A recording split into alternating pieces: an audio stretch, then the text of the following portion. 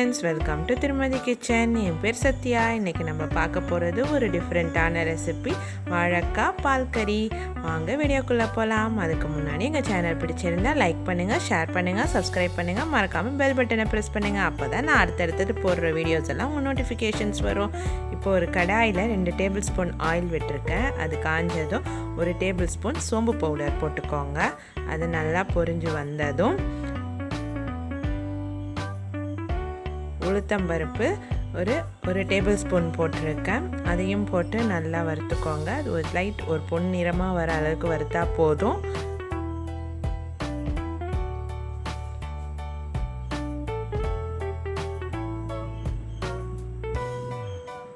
அடுப்பை சிம்மில் வச்சுக்கோங்க. இப்போ இது வறுத்து வந்துடுச்சு. நல்லா லைட்டாக பொன்னிறமாக ஆயிடுச்சு. இப்போ நான் ஒரு ஆனியன் கட் பண்ணி வச்சுருக்கேன். அந்த ஆனியனை எடுத்து போட்டுக்கலாம். ஒரு வெங்காயம் போதும். சின்ன வெங்காயமாக இருந்தால் ஒரு 10 போட்டுக்கோங்க.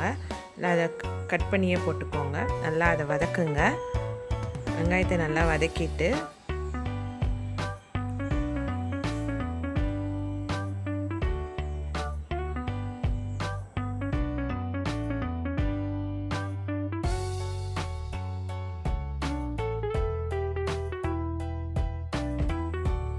இப்போ இதில் கருவேப்பிலை கொஞ்சம் சேர்த்துக்கோங்க.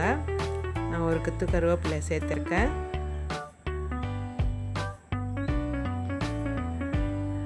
இப்போ அடுத்தது காஞ்ச மிளகாய், ஒரு 4 காஞ்ச மிளகாய் எடுத்து அதை சின்ன சின்னதாக இந்த மாதிரி கட் பண்ணி போட்டுக்கோங்க. கையாலேயே கூட பிச்சு போட்டுக்கலாம்.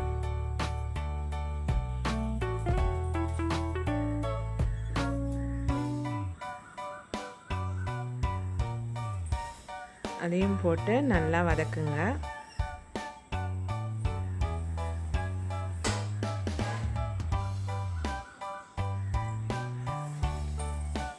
இதெல்லாம் வதங்கினதும் இப்போ நம்ம வாழைக்காய் கட் பண்ணி வச்சுருக்கோம். நான் குண்டு குண்டாக கட் பண்ணி வச்சுருக்கேன்.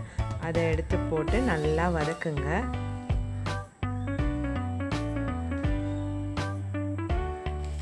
வாழைக்காய் கட் பண்ணும்போது அதை தண்ணியில் போட்டுருங்க. இல்லைன்னா ஒரு மாதிரி கருத்துடும். கட் பண்ணதுமே உடனே தண்ணியில் போட்டுருங்க. அப்போ தான் நம்மளுக்கு வெள்ளையாக கிடைக்கும். இல்லைன்னா ஒரு மாதிரி கருப்பாகிடும்.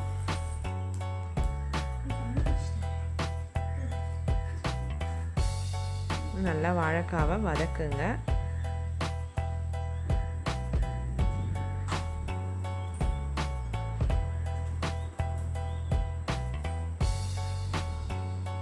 இப்போ நான் ரைஸ் வாட்டர் ஒரு 2 கப் ஊற்றிக்கிறேன். ரைஸ் வாட்டர்னால் இது அரிசி கழுவுன 2வது தண்ணி. இது ஃபஸ்ட்டு தண்ணி நான் கழுவிட்டு ஊற்றிடுவேன். 2வது தண்ணியில் தான் நான் எப்போவுமே பண்ணுவேன். நான் சாம்பார் வைக்கிறதா இருந்தாலும் சரி, ரசம் வைக்கிறதா இருந்தாலும் சரி, அந்த ரைஸ் வாட்டரில் தான் வைப்போம். ஸோ அது நல்லாயிருக்கும்.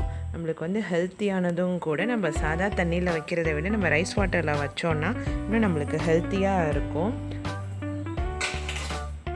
ரைஸ் வாட்டர் 2 கப் ஊற்றிட்டேன். இப்போ கல்லுப்பு உங்களுக்கு எவ்வளோ தேவையோ அந்த அளவுக்கு போட்டுக்கோங்க. நல்லா கிளறி விட்டுட்டு மூடிடுங்க. இப்போ ஒரு லிட் போட்டு மூடிடுங்க. மூடி இது ஒரு 5 to 10 மினிட்ஸ் இருக்கட்டும். நடுவில் ஓப்பன் பண்ணி பாருங்கள். பார்த்திங்கன்னா நல்லா வாழைக்காய் வெந்து வந்துடும்.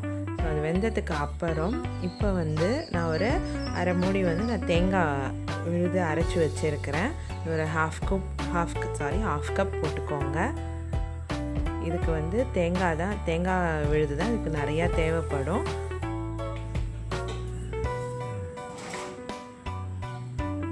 அப்போ தான் அதுக்கு டேஸ்ட்டு நல்லா கொடுக்கும். இது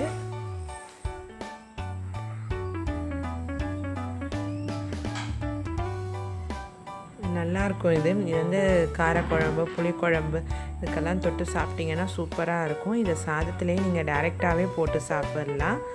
ரொம்ப நல்லாயிருக்கும். டேஸ்டியாகவும் இருக்கும். நீங்களும் உங்கள் வீட்டில் ட்ரை பண்ணி பாருங்கள். பிடிச்சிருந்துச்சுன்னா கமெண்ட் பண்ணுங்கள் எனக்கு.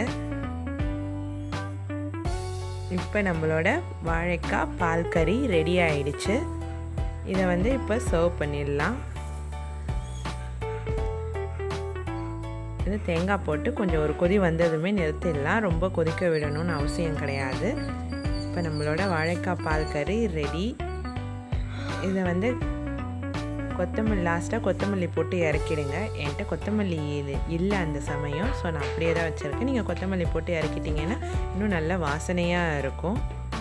இது வந்து கார்னிஷ்காக வைக்கிறேன், நான் தப்பாக நினச்சிக்காதீங்க. ஓகே ஃப்ரெண்ட்ஸ், பிடிச்சிருந்தா லைக் பண்ணுங்கள், ஷேர் பண்ணுங்கள், சப்ஸ்கிரைப் பண்ணுங்கள், மறக்காமல் பெல் பட்டனை ப்ரெஸ் பண்ணுங்கள். அப்போ தான் நான் அடுத்தடுத்து போடுற வீடியோஸ் எல்லாம் நோட்டிஃபிகேஷன்ஸ் வரும். Thank you friends.